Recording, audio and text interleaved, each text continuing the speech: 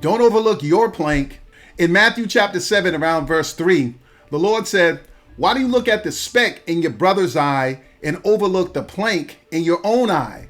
And then he called them a hypocrite and told them to address the plank in their own eye first so that they can see clearly how to remove the speck out of their brother's eye.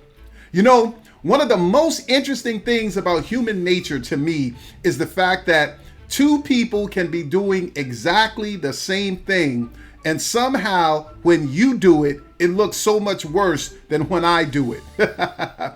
Listen, the world is full of people who are hypocritical, and I understand why this happens.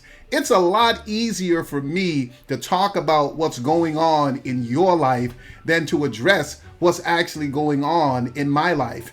In fact, one of the ways that I avoid the things that are actually happening in my life is by staying focused on yours all the time. As long as I'm focused on you, as long as I'm looking at what's happening with you, I don't have to deal with what's going on with me. That's the mindset of a lot of people. But let me ask you a question, and especially for the Christian crowd. Are you highlighting your brother's issue because you're really trying to help your brother? Or are you highlighting their issue to make them feel bad about something that they're still caught up in?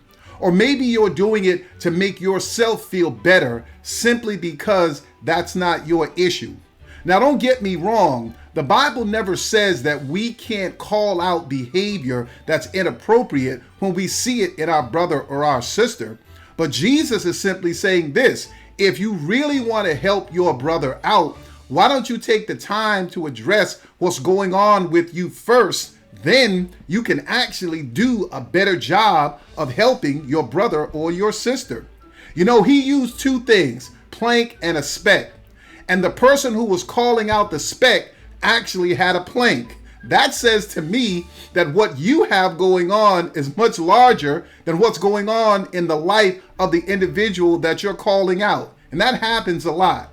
Listen, if you really want to help your brother or your sister, address your own plank first. And if you know, like I know, each of us have so much going on with us, I don't see how you could find the time to be coming down on somebody else.